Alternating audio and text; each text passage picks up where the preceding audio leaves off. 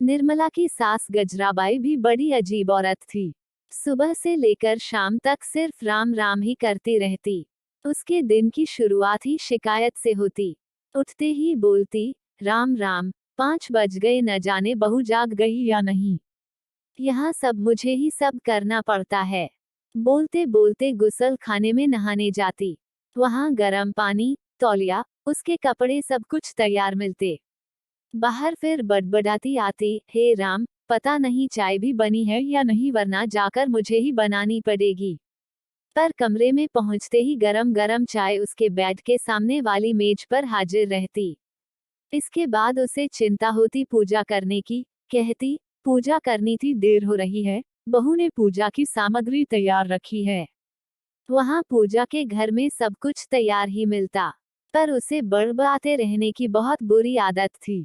वो बड़बड़ाने से बाज नहीं आती। निर्मला घर का सारा काम निपटाकर हर रोज लंबा सफर तय करके ट्रेन में धक्के खाकर अपने काम पर चली जाती। उसके पहले सुबह का नाश्ता और दोपहर का खाना भी तैयार रख कर जाती। गजराबाई दिन भर डॉसियों के साथ गप्पे लगाती, बहू की बुराई करती या फिर राम नाम की माला लेकर बैठ जाती।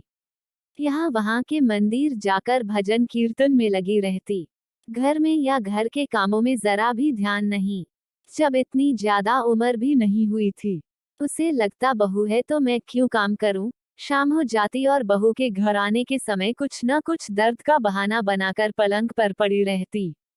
शुरू में निर्मला को सच लगता था, पर कुछ ही दिनों में उसकी पोल खुल गई। पर पति देव इस बात को कैसे माने, उनको तो अपनी माँ साक्षात देवी लगती। उसे अपनी माँ ही प्यारी है न, फिर बीवी का सच भी उसे कड़वा लगता।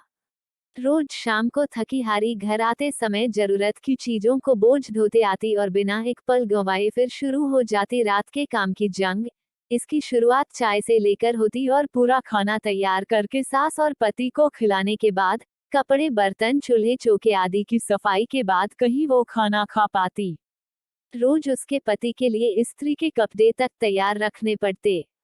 सब होते होते आराम से 11 से 11 बज ही जाते। तब कहीं वो सो पाती।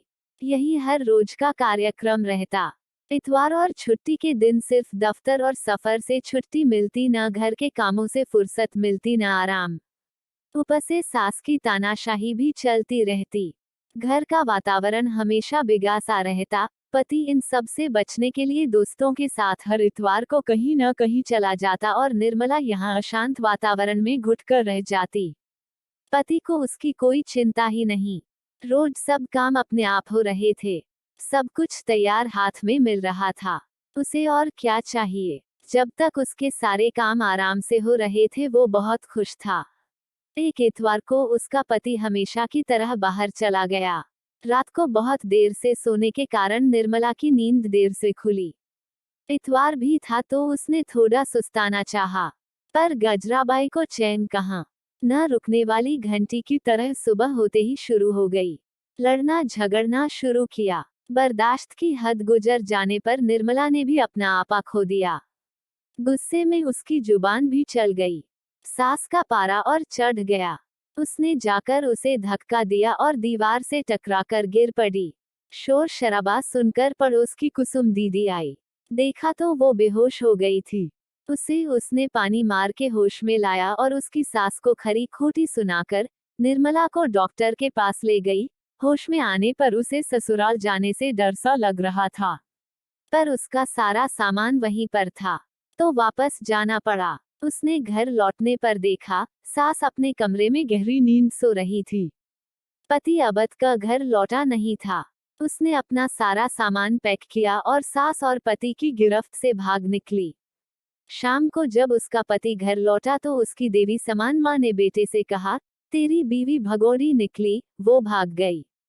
सुनकर उसने कहा, अच्छा हुआ, मैं उसे घर से आज निकालने ही वाला था। तू फिक्र न कर माँ, मैं तेरे लिए उससे भी बया बहू लाऊंगा। उम्मीद करते हैं आपको यह कहानी रोचक लगी होगी। कहानी अच्छी लगी तो लाइक, कमेंट और शेयर करें। हिंदी कहानियाँ एवं प्रेरणादायक प्रसंग के लिए हमारे चैनल को सब्सक्राइब करें और पास में घंटी को टच करना ना भूलें। धन्यवाद।